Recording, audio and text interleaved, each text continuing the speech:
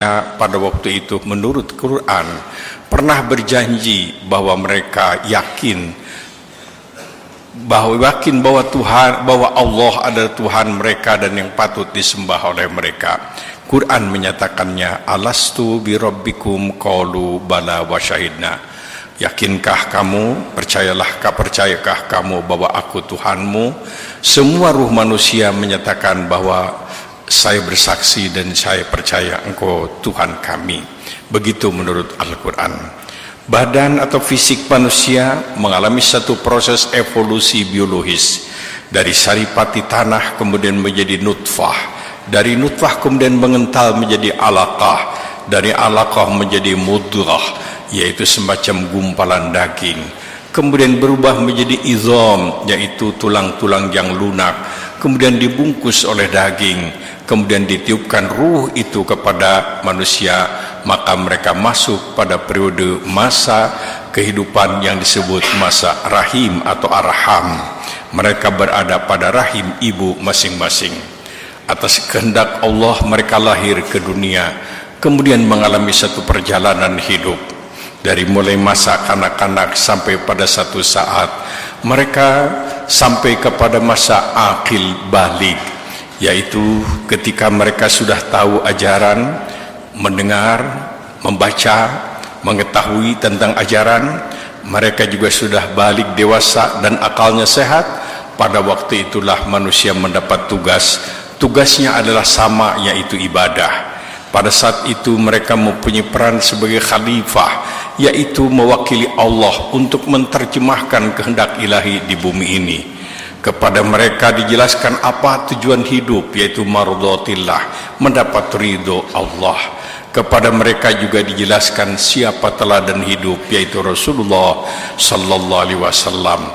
Mereka diberi pedoman hidup Al-Quran dan As-Sunnah. Kepada mereka dijelaskan siapa teman hidup mukminin dan mukminat, dan siapa pula lawan hidup, yaitu iblis dan setan. Seluruh alam yang diciptakan oleh Allah adalah ready to serve, disiapkan untuk manusia. Wasakhkhara lakum ma fis samawati wa ma fil ard.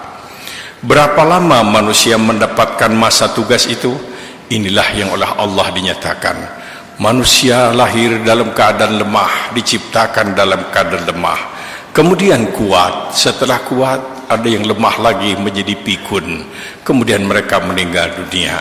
Dan ada manusia yang diciptakan oleh Allah dalam keadaan lemah, kemudian kuat, dan pada saat kuat itu mereka meninggal dunia. Wa ilaihi turja'un. Semua kalian itu kembali kepada Allah Subhanahu wa ta'ala. Berapa lama kita dapat melaksanakan tugas, berperan sebagai khalifah untuk memperdomani, melaksanakan, mengamalkan pedoman yang diberikan oleh Allah Quran dan Sunnah itu? Hanya Allah yang maha tahu. Ada yang diberi kesempatan panjang, ada yang diberi kesempatan tidak lama, tapi semuanya akan mengalami hal yang sama.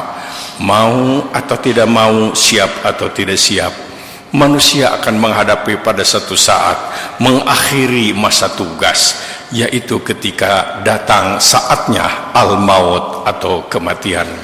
Quran menyatakan apabila Allah sudah menghendaki, apabila ajal itu tiba, maka tidak ada kekuatan dan teknologi apapun yang bisa menangguhkan atau mempercepatnya. Idza jaa ajaluhum la yastakhiruna sa'ata wa la yastaqdimun.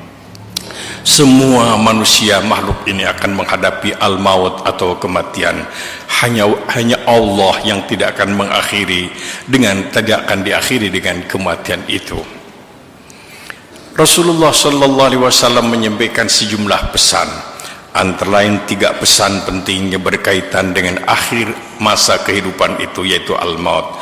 Pertama, beliau berpesan, jangan takut mati, karena mati itu pasti terjadi. Tapi takutlah kamu akan hidup setelah mati. Begitu seseorang itu dikatakan meninggal dunia, ruhnya hidup di barzah. Oleh karena itu, jangan takut mati, karena mati pasti terjadi. Tapi kamu harus takut akan hidup setelah mati, bahwa bekal apa kamu setelah engkau mati. Ruh manusia masuk di barzah.